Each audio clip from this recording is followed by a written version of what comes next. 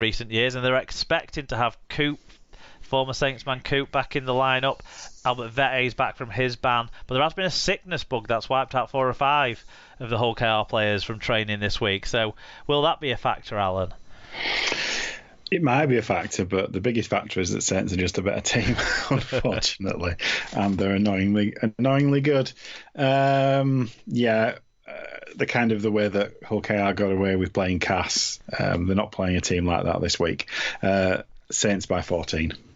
Yeah, I've got Saints as well. Saints by 18, just because they're better rather than any slight on Hull KR. It's no slight. They're the team to beat at the moment. Over in France on Saturday, 5 p.m. kickoff for Toulouse versus Wigan. Matty Peters said that Abbas Miski will play his first game for the Wigan first team. That's after scoring a hat-trick and actually having a good all-round display as well, by all reports, for Wigan's reserves at the weekend in their big win away at Hull FC. I'm not sure Harry Smith, who seemed to run the show for the first half and then didn't play all of the second half, and Joe Shorrocks as well. Him and Harry Smith, the amount of Wigan first half tries or attacks that went dummy half to Joe Shorrocks to Harry Smith was quite a few. So they might be thinking they might get a shout as well away at Toulouse. Is it a Wigan by how many situation for you, this one? Unfortunately, yes. From Toulouse's point of view anyway, yeah, Wigan by 20. Comfortable. Yeah, I've got Wigan by 16, but I'm hoping it shouldn't have any fears. A couple of games on Sunday this week. We've got 3 p.m. kickoff for Huddersfield versus Salford. Do you think Salford can get back on the horse after a disappointing loss away at Hull, or do you think Huddersfield, impressive as they've been, will get back to winning ways at home? I think this is the trickiest to pick of the week for me. Huddersfield yet again going to ruin my picking. Not that I don't ruin it myself. I'm going to go with home, but there's no confidence. Huddersfield by 2. I think this could be very, very close. I have confidence in Huddersfield. I mean, they'll still be missing Levi, which will be a miss, but I think, but they'll get Farge back. I think that'll be crucial to make the difference between a side that are really competitive defensively to a side that have someone to organise their attacks as well. I'm going in Huddersfield by 12. Then the final game to talk about is Sunday 3:30 p.m. kickoff, Castleford versus Hull FC. You never can be certain when Castle are at home if they can do something, pull something out. You know, the small pitch, will it restrict some of their opponents' play? But from what I've seen, I can't pick Cass at the moment. They're going to have to do something to turn that around with their performances. I don't think Radford Revenge game is going to come into it, and I think Hull FC are going to win by 12. New Hull beat Old Hull quite comfortably. If Jake gets maybe just 3 try assists this week, Hull FC by 16. Yeah. Oh, well, we've gone the same for everything, so that'll be fun. Well, you know what you're going to do. As I say, it was only really that Huddersfield Salford one that was a question in my mind, to be honest. It was Castleford Hull FC was the one for me that I was thinking about the longest. But fair enough. Wakefield Leeds, I suppose, as well. That in terms of which games are on TV this week, it's a desperation game, isn't it? Let's be honest. I think they've picked the right games. If it wasn't for Wakefield's injuries and Catalan's suspensions, I think Sky otherwise had picked the right games this week. Championship games of the week. Featherstone versus Halifax just played in the Cup. Halifax weren't disgraced, were they, against Featherstone, who've been brushing aside all comers so far? So that should be an interesting game this weekend. And then the TV game is Widnes versus Barrow, Monday, 7:45 p.m. on Premier Sports. Because we didn't have any championship results, we didn't really get into the championship news. So there is some news. I've mentioned the Wallen brothers before, so they've both retired from Barrow, but Scotland international Alex Walker has returned to the London Broncos on a deal until the end of the championship season. That is a much needed signing for them. They definitely need something. It's a ready-to-go player who can slot back in, you'd think. Yeah. If you're getting pumped by Bradford, you're in a bad way. So yeah, the Broncos need something. They need an injection of something. So hopefully Alex Walker can fit into that team. Looks like Jordan Lilly will be back for the Bulls this week as well. Lilly and Patton will finally get to play together. That the Bulls will be hoping that'll be a good combination, surely. Yeah. As I said, it's been a bit long term coming, but yeah, it's good. Cool. Wheelchair Rugby League. The Wheelchair Super League starts this weekend. So the fixtures on Saturday the 5th of March are Wigan Warriors Wheelchair versus London Roosters Wheelchairs. So that's effectively, in a way, the two teams that lost the finals last year, with Leyland losing the Challenge Cup and... Wait, am I the right way around? And the Argonauts losing the grand final. I'm the right way around, aren't I? But anyway... in my mind's eye, it was the other way around. Yeah, it could be. Now you mention it. But basically, the two losing finalists last year, who lost both finals to Lee, in their new guises, are playing off against each other. So that's probably the game of the round.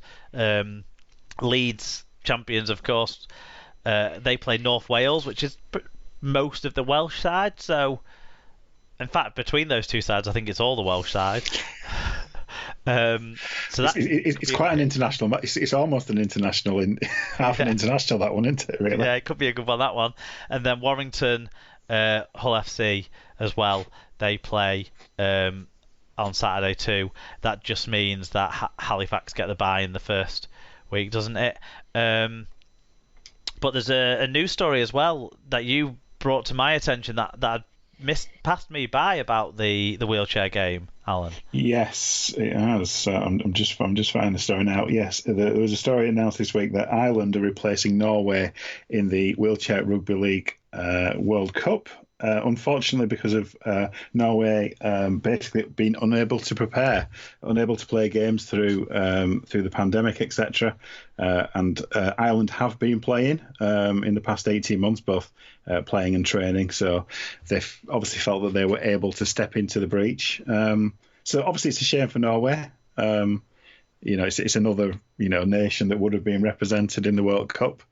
But it's good that there's a kind of a team that's able to step into the breach. So yeah, they jump into Group A, so they'll be playing Australia, England, and Spain.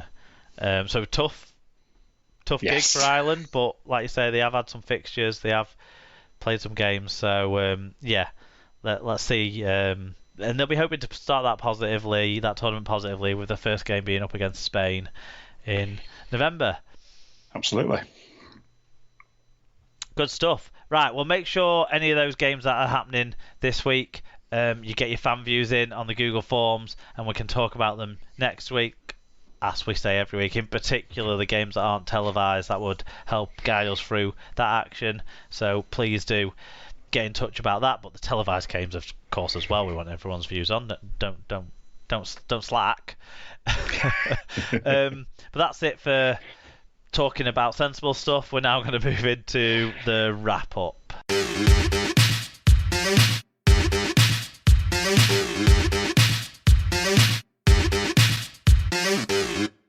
I believe, Alan, you've prepared a quiz for me this week. I hope you have. I certainly have. Yes, just three questions. Tried to theme it to things going on this week. I was desperately trying to think of Pancake Day questions, but nothing came to mind. So unfortunately, it's related to actual rugby league. But never mind, eh? So, first question: Leeds have lost their first 3 league fixtures of the campaign. Slightly unusual. What year did that last happen?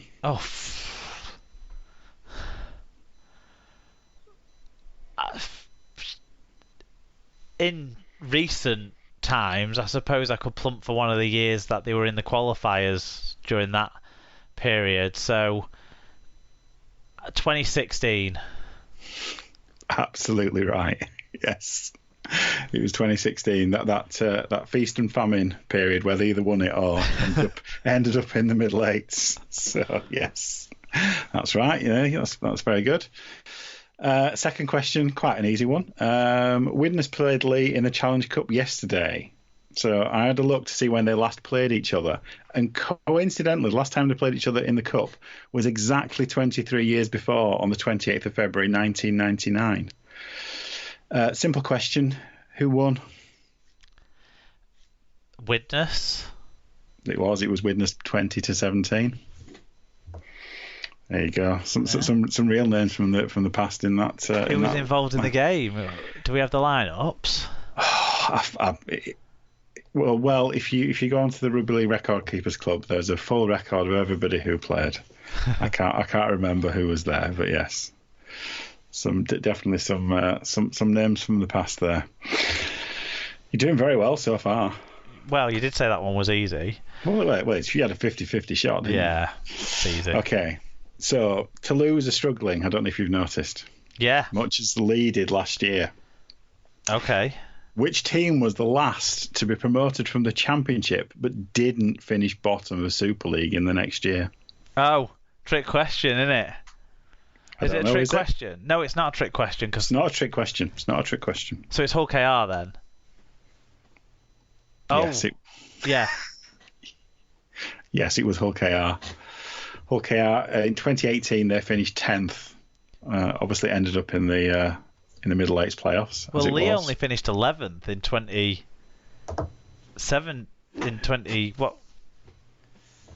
what year was it? Yeah, 2017. I didn't go any back further than 2018 because I didn't need to. All right, yeah, but then they lost in the Super 8s, didn't they? To Catalan, yes. To Catalan in the thing because Hull KR had made a stormer. Right, how do I find match starts, match by season? Right, what season was it? Are we looking at Widnes Lee here? Yeah, to 1999, did you say? Yeah, well, they have a very handy feature where you can search by teams. So I just searched for Widnes and Lee, and then I went back to the last Challenge Cup match that I could see in the kind of match viewer or match kind of search option. Yeah, 28th February 1999 it was. I just thought that was a little bit of coincidence. It was as interesting as all the twos, wasn't it? Yeah.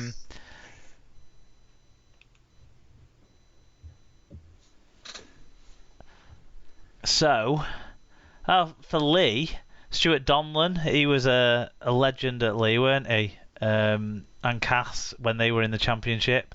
You had Kieran Pertill in there, Tim Street. I'm probably missing loads of names that other people think are dead famous, but I'm going with the people that I've heard of. And then for Widnes, you had Damien Munro, who was a try-scoring sensation at Blackpool Panthers sometime later. You had Lee Hansen, Phil Cantillon, who didn't he score like 50 odd tries one season, and Lakini Savelio. So there's a few Hansen and Savelio there. There's some guys who've got kids in the Super League. You got Kevin O'Loughlin and Jim Cassidy as well in there. Some blasts from the past. Yeah. There you go. But that was very good. 3 out of 3. Percival's, is he related to Mark Percival? Now you're asking. I don't know. Because he's from Widnes, isn't he? There can't be that many Percivals in Rugby League. Yeah. We're definitely going down a rabbit hole now. We are. It doesn't say on his Wikipedia page, but it doesn't mean it's not true. Alternative facts, it could be true. But yeah, very good. Well done. Cool. So, and finally, news topic for us to talk about here. This is via Love Rugby League. St Helens have launched a kind initiative which will see training kit and sports equipment sent to Tonga following the Pacific Islands' devastating tsunami. The Super League champions are asking fans to either donate old replica playing shirts, old balls, or any other sports equipment or clothing as they prepare to ship items over to Tonga, which has been completely wiped out by the tsunami. St Helens Club will be kicking things off by supplying 250